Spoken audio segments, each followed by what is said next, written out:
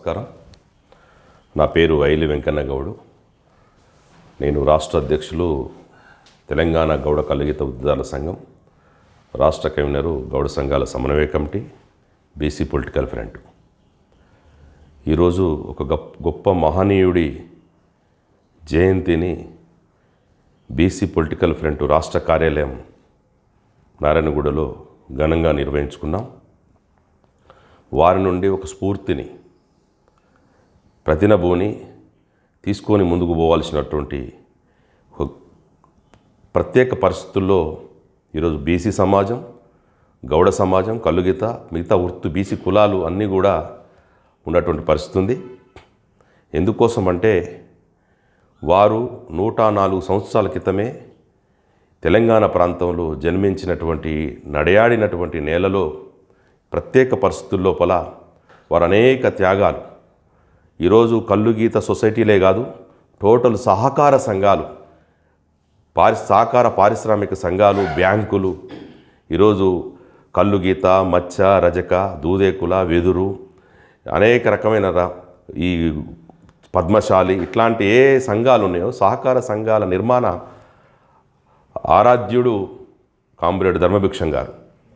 ఇదే కాదు, తెలంగాణ సాయుధ పోరాటంలో భూమి కోసం, భుక్తి కోసం, పీడిత ప్రజల విముక్తి కోసం ఒక సాయుధ పోరాటాన్ని తన ముందుండి, ఉమ్మడి కమ్యూనిస్టు పార్టీలోనే ముందుండి ఈ ప్రాంతానికి చైతన్యం తీసుకొచ్చి లక్షలాది ఎకరాల భూములు పంచి ఈరోజు పేదలకు అందించినటువంటి గొప్ప వీరుడు కామ్రేడ్ ధర్మభిక్షం గారు.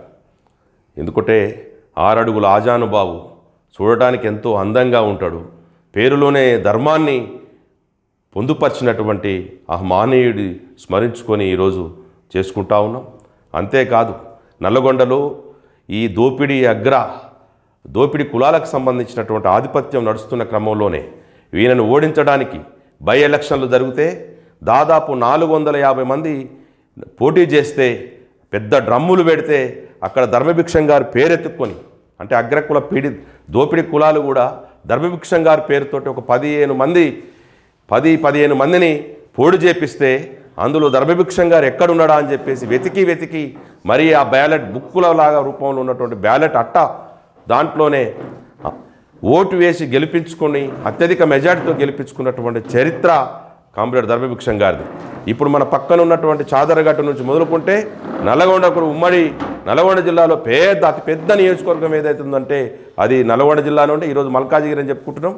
ఆ రోజు నల్గొండ జిల్లా లక్షలాది ఓట్లతోటి ఘనంగా గెలిపించుకోవడం, ఈ పార్లమెంటు వ్యవస్థలో కావచ్చు, 3 సార్లు ఎమ్మెల్యే కావచ్చు, ఇటు శాసనసభలో కావచ్చు, పార్లమెంట్లో కావచ్చు, ఒక నిడారంభరమైనటువంటి జీవితాన్ని గడపడమేది కాదు, నోరు లేని మూగజీవాలైనటువంటి కల్లుగీత కార్మికులకి హైదరాబాద్ పట్టణానికి తీసుకొచ్చి ఈ వేషాధరణ చూస్తాం. ఒక మోకు, ముస్తాదు, వెనక కాయలు, గుజి, ఇటు చూస్తే ఒక అడవి మనిషిలాగా ఉండేటువంటి ఆ కల్లుగీత కార్మికుడికి మొత్తం కూడా ఈ హైదరాబాద్ నగరానికి నిజాం కాలేజీలో పెద్ద ర్యాలీ తీస్తే హైదరాబాదులో ఉన్నటువంటి ప్రజలందరూ కూడా విచిత్ర వేషాధరణ కలిగినటువంటి ఈ జాతి ఎవరు, వీరెవరు అని చెప్పేసి బిల్డింగుల మీదకి వెళ్ళి చూస్తే ఇది ఒక గౌడ సమాజం, కల్లుగీత వృత్తి చేసుకునేటువంటి అడవి జీవులు, వీళ్ళు అడవిలో బతుకుతారు అనేటువంటి మేము అనేక మీటింగ్లలో ధర్మభిక్షం గారితో పాటు మేము తిరిగినటువంటి ఆ అవకాశం దొరికినప్పుడు వారు మాకు చెప్పేది.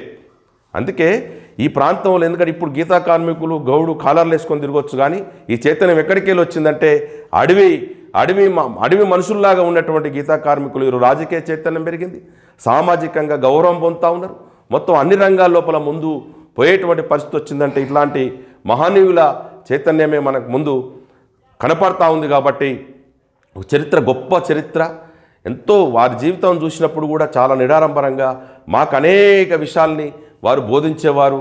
ఎందుకంటే మేము ఉన్నప్పుడు నా పేరు పెట్టి ఐలెంక నా ఎలా ఉన్నావు, ఏం కథ, ఏం చేస్తున్నావు అన్న చిన్న వయసు నుంచే వారు నాకు పరిచయం కావడం నా అదృష్టంగా భావిస్తూ ఉన్నాను.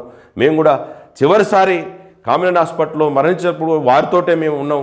ముగ్ధుభావం తీసుకొచ్చినప్పుడు ఇవన్నీ కూడా వారితో పాటు వారి జీవితంలో భాగస్వాములై ఇంత మహనీయుడికి ఈరోజు నివాళులు అర్పించుకోవడం అనేది బీసీ పొలిటికల్ ఫ్రంట్గా మొత్తం గౌడ సమాజానికి, కల్లుగీత వృత్తిదారులందరికీ కూడా ఇదొక చైతన్యంగా వారి ఘనమైన జయంతి సందర్భంగా 104వ జయంతి సందర్భంగా వారికి మరొక్కసారి జయంతి సందర్భంగా నివాళులు అర్పించుకుంటూ జోహార్లు అర్పిస్తా ఉన్నాం. జోహార్ కామ్రేడ్ ధర్మభిక్షం, జోహార్ కామ్రేడ్ ధర్మభిక్షం.